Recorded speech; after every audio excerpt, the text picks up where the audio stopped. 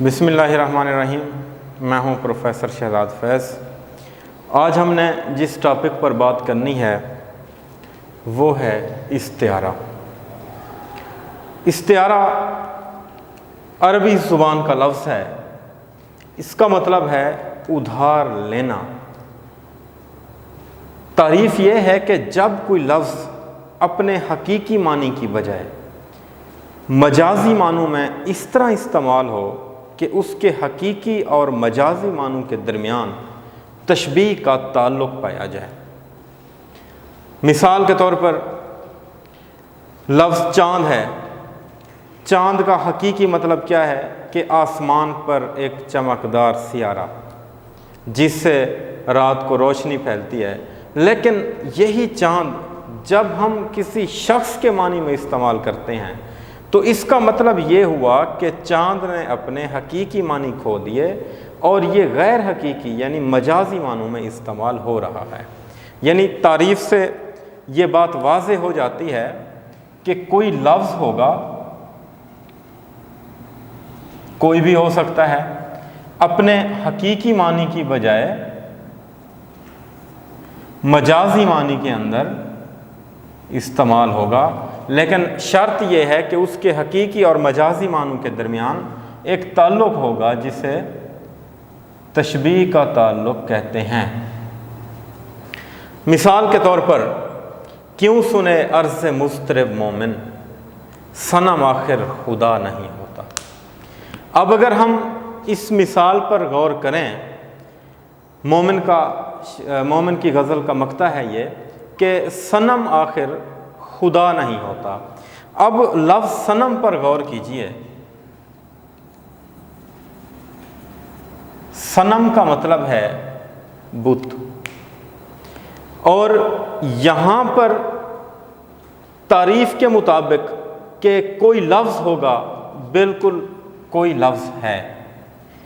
دوسری شرط ہے کہ اپنے حقیقی معنی کی بجائے مجازی معنوں میں استعمال ہوگا۔ تو یہاں پر جو صنم ہے یہ بت کے معنی نہیں دے رہا، بلکہ یہاں پر صنم محبوب کے معنی دے رہا ہے۔ اس کے بعد تیسری شرط یہ ہے کہ اس کے حقیقی اور مجازی معنوں کے درمیان تشبیہ کا تعلق پایا جائے گا۔ اب سوال یہ پیدا ہوتا ہے کہ محبوب اور صنم کے درمیان کون سی چیز مشترک ہے، کون سا ایسا تعلق ہے جو دونوں کے درمیان جو ہے تشبیہ کا تعلق قائم کر رہا ہے۔ تو بالکل اگر ہم صنم کی یعنی بت کی خصوصیات دیکھیں تو بت بولتے نہیں ہیں۔ بتوں کا پجاری ان کے سامنے جتنا روتا رہے، گڑ گڑاتا رہے، ان کو آواز دیتا رہے، انہوں نے کبھی جواب نہیں دینا۔ بت سنتے نہیں ہیں، بت دیکھتے نہیں ہیں، بت بات نہیں کرتے۔ اور بالکل اسی طرح جب کوئی عاشق اپنے محبوب کو اپنی طرف بلاتا ہے تو محبوب کی بھی صورتحال یہی ہوتی ہے۔ محبوب جو ہے سن بھی رہا ہوتا ہے تو سن کر بھی انسنا کر دیتا ہے، دیکھ کر بھی اندیکھا کر دیتا ہے۔ محبوب بھی عاشق کی کسی بات کا جواب نہیں دیتا۔ تو اس کا مطلب یہ ہوا کہ محبوب اور بت کے درمیان ایک تعلق تو پایا جاتا ہے جسے تشبیہ کا تعلق کہتے ہیں۔ تو لہٰذا ہماری یہاں پر تعریف کے مطابق جو شرائط تھے وہ پورے ہوئے کہ لفظ بھی موجود ہے، حقیقی معنی کی بجائے مجازی معنی میں استعمال ہو رہا ہے، اور اس کے حقیقی اور مجازی معنوں کے درمیان تشبیہ کا تعلق بھی پایا جا رہا ہے۔ اسی طرح ہم دوسری مثال پر آتے ہیں۔ پرندے گھونسلے اکثر بدلتے ہیں، رکابت میں شجر جھگڑا نہیں کرتے۔ تو یہاں پر بھی دراصل ہمارے پاس استعارہ موجود ہے۔ پرندے یہاں پر حقیقی معنوں کی بجائے مجازی معنوں کے اندر استعمال ہو رہے ہیں، اور بالکل اسی طرح شجر بھی یہاں پر حقیقی معنی کی بجائے مجازی معنی میں استعمال ہو رہا ہے۔ اب اگر ہم اس استعارے کو کھولیں تو اس کا مطلب یہ نکلتا ہے کہ محبوب جو ہے وہ عاشق بدلتا رہتا ہے، لیکن عاشق کا یہ ظرف نہیں ہے کہ وہ آپس میں اس بات پر جھگڑا کریں کہ یہ پہلے تو میرا محبوب تھا، اب تمہارا کیسے ہو گیا۔ تو کہنے کا مطلب یہ ہے کہ یہاں پر پرندہ بھی اپنے اصلی معنی کی بجائے مجازی معنی میں استعمال ہو رہا ہے، شجر بھی اپنے اصلی معنی کی بجائے مجازی معنی میں استعمال ہو رہا ہے۔ اب پرندے اور محبوب کے درمیان جو مماثلت پائی جا رہی ہے، پرندے کی نیچر کیا ہے کہ پرندہ درخت کو دیکھے گا، اگر اس پر ہریالی ہے، وہ سرسبز ہے، وہ گھنا ہے، تو وہ اس پر گھونسلہ بنائے گا۔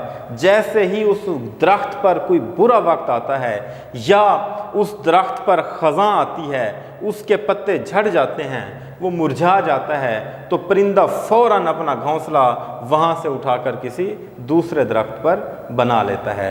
لیکن درخت اور عاشق کے اندر جو خاصیت ہے وہ کیا ہے کہ درخت اگر خالی ہی ہو جائے، پرندے وہاں سے اڑ بھی جائیں اور اس کے ساتھ کسی دوسرے درخت پر گھونسلہ بنا لیں، تو درختوں کو آپس میں کبھی لڑتے ہوئے نہیں دیکھا کہ وہ ان پرندوں کی خاطر ایک دوسرے سے جھگڑا کریں۔ تو بالکل عاشق کا بھی یہی ظرف ہوتا ہے، وہ بھی اس بات پر جھگڑا نہیں کرتا، کیونکہ ایک عاشق کی خوشی محبوب کی خوشی میں ہوتی ہے۔ اسی طرح نثری مثالوں پر آتے ہیں، ماں نے کہا میرا چاند آیا۔ اب یہاں پر لفظ چاند، حالانکہ چاند کا مطلب تو ہے آسمان پر ایک روشن سیارہ، لیکن جو ماں کہہ رہی ہے میرا چاند آیا، ان کے کہنے سے مراد آسمان پر کوئی سیارہ طلوع نہیں ہو گیا، یا اس کا مقصد آسمانی چاند نہیں ہے، بلکہ یہاں پر وہ چاند جو ہے اپنے بیٹے کے لیے استعمال کر رہی ہے۔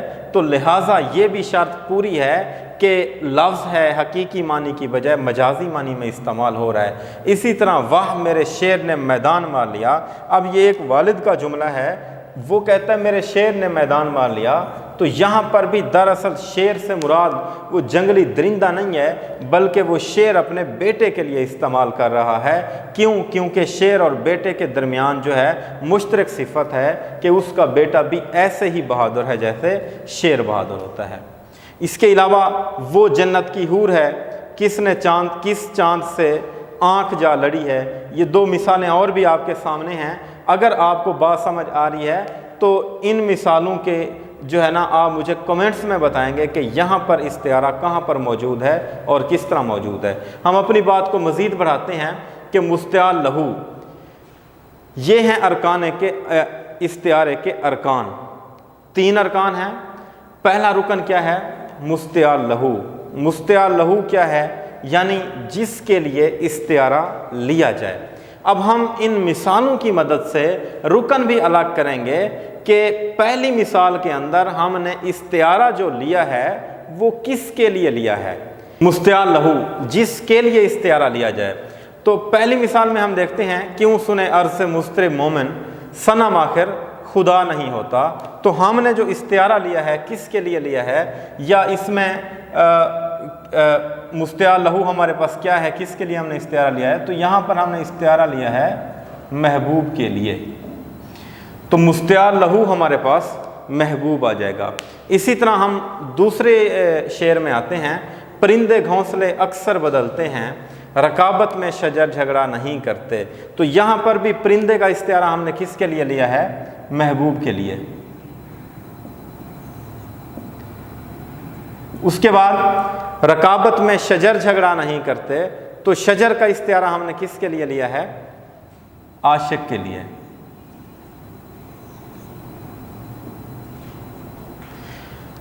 نثری مثال میں آتے ہیں، ماں نے کہا میرا چاند آیا، تو چاند ہم نے کس کے لیے استعارہ لیا ہے؟ بیٹے کے لیے۔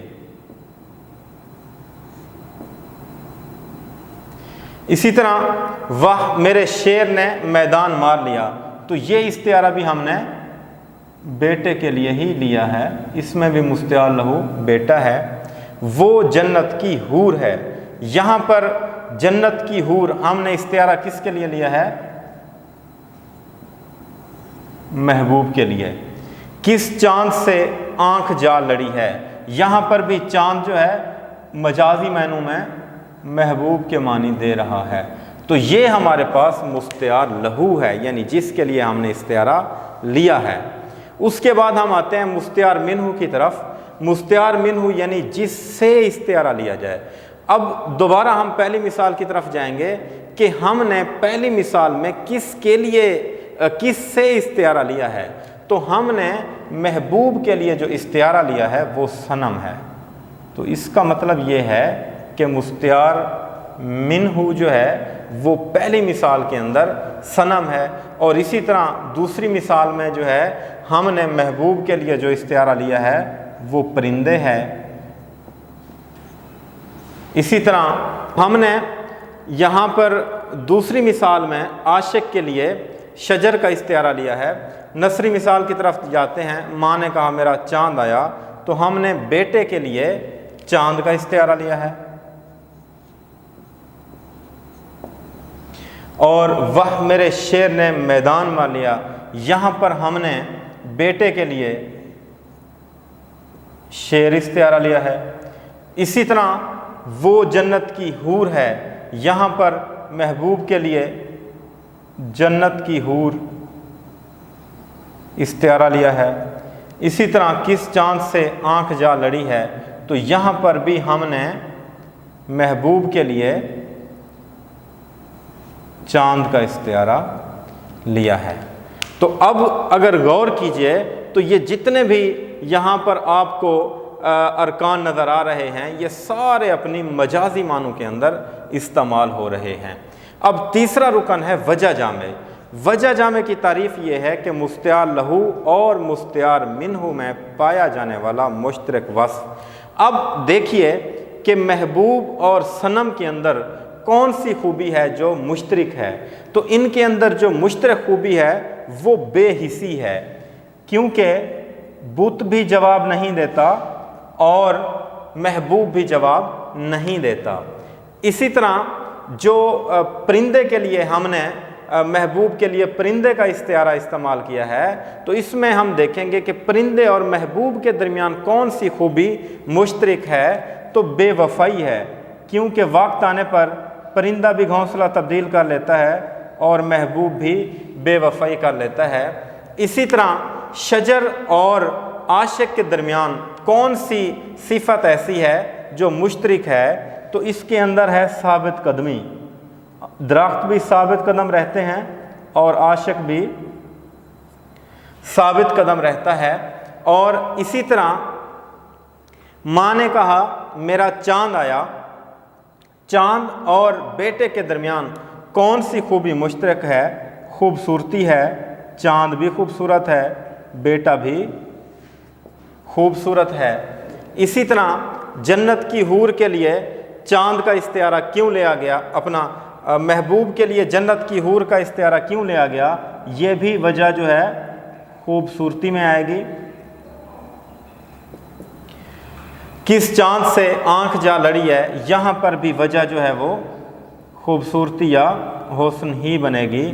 تو یہ وہ مشترک وصف ہیں جو مستعار لہو اور مستعار منہو کے درمیان پائے جاتے ہیں۔ امید ہے آپ کو ان ارکان کی سمجھ آ گئی ہوگی۔ مزید میں آپ کو کچھ فرق بتاتا جاؤں کہ تشبیہ ہم نے پہلے لیکچر میں پڑھا ہے، اب ہم استعارہ پڑھ رہے ہیں، تو تشبیہ اور استعارہ دکھنے میں تو آپ کو ایک جیسے دکھائی دے رہے ہوں گے، لیکن ان کے درمیان کچھ فرق ہے۔ جیسا کہ تشبیہ کی بنیاد حقیقت پر ہوتی ہے، جبکہ استعارے کی بنیاد مجاز پر ہوتی ہے۔ تشبیہ استعارے کی ابتدائی صورت ہے، جبکہ استعارہ تشبیہ کی بلیغ ترین صورت ہے۔ تشبیہ میں مشبہ اور مشبہ بہی کا ذکر ہوتا ہے، استعارے میں صرف مستعار منہو کا ذکر ہوتا ہے۔ آپ کسی بھی مثال کو دیکھ لیں تو اس میں آپ کو مستعار لہو دکھائی نہیں دے گا، مستعار منہو ہی دکھائی دے گا، وجہ جامع بھی آپ کو دکھائی نہیں دے گی۔ یہ بھی آپ نے قرینے سے معلوم کرنی ہے کہ اس کے اندر وجہ کیا ہے۔ اسی طرح ارکان تشبیہ کی جو تعداد ہے وہ 5 ہے اور ارکان استعارہ کی تعداد 3 ہوتی ہے۔ ایک اور بات بھی ذہن میں رکھیے کہ بعض اوقات وہ MCQs میں پوچھ لیتا ہے کہ طرفین استعارہ کسے کہتے ہیں، تو مستعار لہو اور مستعار منہو کو طرفین استعارہ بھی کہتے ہیں۔ امید ہے آپ کو یہ لیکچر سمجھ آیا ہوگا۔ اگر کسی قسم کا کوئی سوال ہے تو آپ نے کومنٹ سیکشن میں کرنا ہے۔ اگلے لیکچر کے ساتھ پھر ملاقات ہوتی ہے۔ اللہ حافظ۔